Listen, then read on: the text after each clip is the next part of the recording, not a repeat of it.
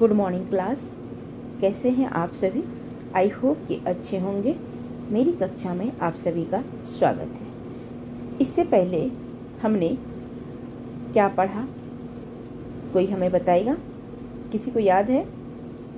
चलिए, इससे पहले हमने पढ़ा पर्यायवाची शब्द या समानार्थी शब्द, राइट।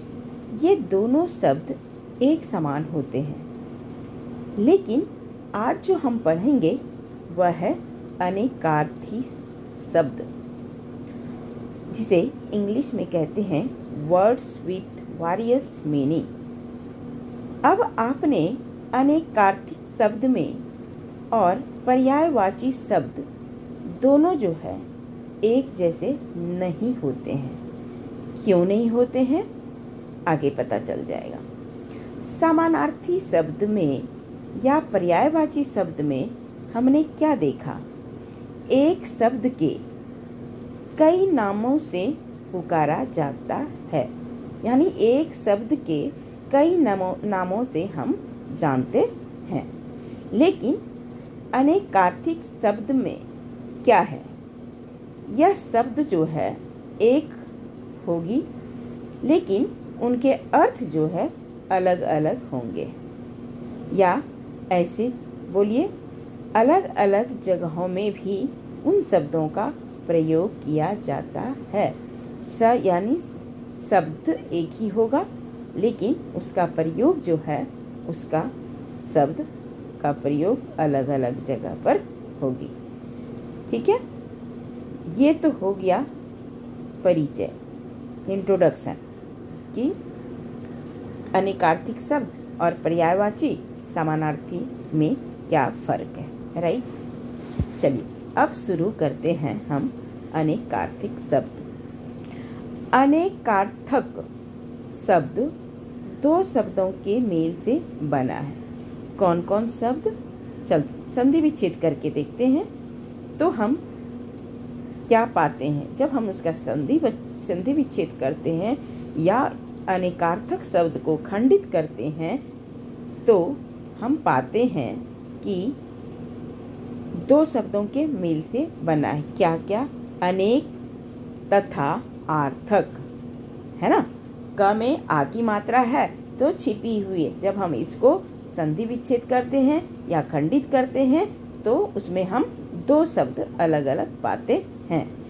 अनेक का क्या मतलब होता है? अनेक का मतलब होता है बहुत सारे, है ना। और आर्थक का क्या मतलब होता है? तो आर्थक शब्द का अर्थ होता है अर्थ रखने वाला। तो क्या हुआ? अनेक मतलब हुआ बहुत सारे, आर्थक मतलब हुआ अर्थ रखने वाला, यानी सिंपल तौर पे। अतः हम क्या कह सकते हैं कि बहुत सारे अर्थ रखने वाला, यानी रखने वाला क्या? स्टोर नहीं, जो बहुत सारे अर्थ बताने वाला हो। ठीक है, सभी को समझ में आ गया? नहीं?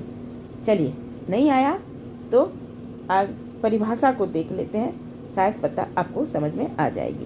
परिभाषा को एक बार देख लेते हैं। अनेकार्थी शब्द वैसे शब्द को कहते हैं जिसके एक से अधिक अर्थ होते हैं। क्या मैंने कहा था? कितना हो गया? एक से अधिक अर्थ। तो यही तो है। पर्यायवाची में हमने क्या देखा? एक ही शब्द को बहुत नामों से पुकारा जाता है, लेकिन इसमें अनेकार्थी शब्द में क्या हो गया? एक से अधिक उसके मीनिंग होते हैं, उसके अर्थ होते हैं। समझ में आ गई? चलिए, अभी भी नहीं समझ में आया तो एक उदाहरण को देख लेते हैं, शायद समझ में आ जाएगी। जैसे कनक। कनक, इसका अर्थ होता है सोना। एक शब्द क्या है? कनक। अब एक मैंने क्या बोला? परिभाषा क्या कह रही है हमें? एक ही शब्द के अधिक अर्थ। तो कनक का मतलब होता है एक सोना। सोना तो सबको पता है, जो गहना हम पहनते हैं, गोल्ड जो होती है वह सोना होता है। लेकिन वही दूसरा कनक का अर्थ होता है धतूरा। धतूरा शब्द को जानते हैं आप लोग? बिल्कुल नहीं जानते होंगे। कई लोग जानते होंगे, कई लोग नहीं जानते हैं। धतूरा, यह एक ऐसा फल है धतूरा जो बॉल की तरह होता है, अंदर में टमाटर बैगन की तरह सीड्स होती हैं, ऊपर में जो है कांटे कांटे होते हैं, जो कि शिव जी को बहुत ही प्रिय लगती है, जैसे शिवरात्रि में चढ़ता भी है। ठीक है, तो एक कनक का अर्थ सोना, दूसरा धतूरा, और वही सोना का अर्थ क्या होता है जब हम बेड पे जाते हैं स्लीपिंग करने, यानी सोने के लिए। तो आपने देखा एक शब्द का कितने अर्थ हो गए, 3 अर्थ हो गए, शायद और भी होगा, मुझे पता नहीं है। तो आपने यही देखा कि एक एक शब्द के अर्थ जो है बहुत सारे हैं, तो यही है अनेकार्थिक शब्द। लेकिन पर्यायवाची एक ही वस्तु के लिए प्रयोग में आने वाले कई शब्दों में किया जाता है। अक्सर बच्चे जो हैं यहाँ लोग कंफ्यूज कर जाते हैं कि दोनों का अर्थ तो सेम है, एक ही जैसा लगता है ना? एक ही जैसा नहीं है। सब एक शब्द के अधिक नामों से पुकारा जाता है, वह पर्यायवाची एवं समानार्थी कहलाता है। और अनेकार्थी जो है एक ही शब्द के अनेक मीनिंग होती है, उसे हम अनेकार्थिक शब्द कहते हैं। हमने इसीलिए पहले पर्यायवाची शब्द, समानार्थी शब्द को देखा, पढ़ाया, और उसके बाद हम आपको अनेकार्थिक शब्द पढ़ाए, क्योंकि दोनों में बच्चे कंफ्यूज नहीं करेंगे। मुझे जहाँ तक लगता है कि आपको यहाँ तक इतना समझ में आ गई होगी। चलिए, इस प्रश्न को 2 तरीके से आपको एग्जाम में पूछा जाएगा। कैसे पूछा जाएगा? एक तो ऐसे कुछ वाक्य दिया जाएगा, जैसे श्याम जरा रसोई घर से घट तो लाओ पानी भरना है। पूरी वाक्य में क्या कह रहा है? श्याम जरा रसोई घर से घट तो ले आओ पानी भरना है। और दूसरी वाक्य में आएगा, बीमारी की वजह से मेरा वजन बहुत घट गया है। दोनों सेंटेंस में क्या आ रहा है आपको? घट। वहाँ प्रश्न पत्र में आपको घट को जो है अंडरलाइन किया हुआ मिलेगा, राइट? उसमें से आपको लिखना है कि यह घट में एक ही अर्थ का प्रयोग करते हुए इस अनेकार्थिक शब्द को प्रयोग करके सेंटेंस को, वाक्य को बनाएं। ऐसे एक तरह से प्रश्न आती है हमेशा। अब आपने क्या देखा? इन वाक्यों में घट का दोनों वाक्य में है। पहला में घट है कि श्याम जरा रसोई घर से घट तो लाओ पानी भरना है, और दूसरी वाक्य में है बीमारी की वजह से मेरा वजन बहुत घट गया है। तो घट दोनों वाक्य में आ रहा है, लेकिन दोनों का अर्थ जो है वाक्य के पढ़ने के दौरान अलग अलग होती है। यही है एक अनेकार्थिक शब्द। तो पहले वाक्य में क्या हो जाएगा? श्याम जरा रसोई घर से घड़ा तो लाओ पानी भरना है। पानी अक्सर हम किसमें भरते हैं? घड़ा में भरते हैं। तो यहाँ घट मतलब घड़ा हो गया। ठीक उसी प्रकार दूसरे वाक्यों में घट का मतलब क्या हो जाएगा? घटना, यानी वजन कम हो गया। वह कह रहा है कि बीमारी की वजह से मेरा वजन जो है बहुत कम हो गया है। इस प्रकार आपको ये देखना है कि दोनों जो शब्द है एक ही होगा, लेकिन इसके मीनिंग जो है, इसके अर्थ जो है अनेक हो गए। यही है अनेक अर्थों की शब्द का अर्थ बताने वाला अनेकार्थिक शब्द, राइट? चलिए, इस प्रकार आपको कंसेप्ट शायद क्लियर हो गया होगा।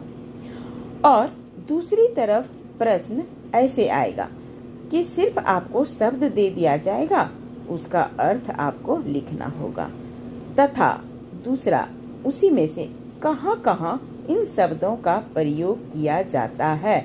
जैसे आपने पहले एग्जाम्पल उदाहरण में देखा कि दोनों, एक बीमारी में बता रहा है, एक घड़े में बता रहा है, तो दोनों वाक्यों में प्रयोग करके आपको वहाँ पर लिखना पड़ेगा। प्रश्न पत्र ऐसे ही आते हैं।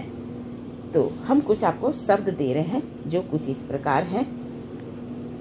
आम, अब आम जो है, एक तो हम सीजनेबल जो आम आते हैं मैंगो, वो हम खाते हैं, एक फल है, राइट। आपको लिखना होगा उसको। अब आपको शब्द दे दिया आम, अब क्या करेंगे, आम तो एक फल है, तो आपको लिखना पड़ेगा एक फल और एक साधारण शब्द। जैसे हम कहीं जब बात करते हैं तो जिसका इंग्लिश में जनरल बोलते हैं, हाँ ये तो बातों बातों में बोलते हैं, ये तो आम बात है, बोलते हैं ना, तो वहाँ आम का क्या हुआ, फल का प्रयोग नहीं किए। लेकिन जब हम फल का खाने की बात कर रहे हैं तो हम बोलेंगे आम मीठा होता है। तो आपने एक शब्द में, आम में, 2 वाक्यों में आपने प्रयोग करना है। तो ऐसे ही प्रश्न पत्र आएंगे। जैसे कल, कल एक तो बीता हुआ समय, कल जो बीत गया है ना, आने वाला कल, बीत गया, भविष्यत काल, है ना। और दूसरा कल का होता है मशीन, मशीन पुर्जे जो भी बोलिए, चापानल भी जो होता है वो भी मशीन से होता है। तीसरा है अंबर, अंबर का पर्यायवाची में आपने क्या पढ़ा, चीर, वस्त्र, पट, है ना। लेकिन यहाँ देखिए वो यही है पर्यायवाची। अंबर आपको यहाँ अनेकार्थिक शब्द में है, इसका कपड़ा, है ना, आकाश, ठीक है। अंबर को, अंबर का अर्थ होता है आकाश, गगन, है ना। तो कितने नामों से हम लिख सकते हैं। नेक्स्ट है तीर, तीर को होता है एक तीर वाली, धनुष वाली, वन, और एक होता है किनारा। तो ऐसे ही शब्द होते हैं। अब शब्दों की सीमा होती नहीं है। अब हमारे बुक्स में ना कम से कम हजारों शब्द हैं। अगर हम सिर्फ शब्द ही देते रहेंगे तो वीडियो लेंदी हो जाएगी। अगर आपको ऐसा लगेगा तो हमें बताइएगा कि हमें इम्पोर्टेंट शब्द आपको बता देंगे, जो सब ज़्यादा मेन इम्पोर्टेंट होती है। तो बाकी हम अभी फ़िलहाल 4 शब्द दे रहे हैं और बाद में अगर आपको चाहिए तो मैं दे दूँगी। तो और अगर आपके पास बुक्स होगा तो बुक्स से भी देख सकते हैं आप। तो ऐसे ही शब्द हैं जो भी आपको बुक्स में से आपको पढ़ना होगा और उसके अर्थ को समझना होगा। पढ़ना तो आप ही को होगा, टीचर को कोई टीचर का आपको दवाई की तरह घोल कर नहीं पिला देगा कि लीजिए कि दवाई है ये पी लो तो आप ये बीमारी जो है ना आपकी ठीक हो जाएगी। लेकिन हाँ, समझा तो सकती है और समझने का तरीका भी बच्चों का अलग अलग होती है। सब बच्चे की IQ लेवल जो है अलग अलग होती है और सभी टीचर का भी पढ़ाने का तरीका आपको अलग अलग होती है, चाहे वो स्कूल हो, चाहे वह कोचिंग सेंटर हो, चाहे वो YouTube पे हो। आई बात समझ में? चलिए, आई होप कि हमें उम्मीद है कि आप अनेकार्थिक शब्द को अच्छे से समझ गए होंगे। तो चलिए, आज की क्लास मैं यहीं ख़त्म करती हूँ। मिलते हैं नेक्स्ट क्लास में, तब तक के लिए धन्यवाद।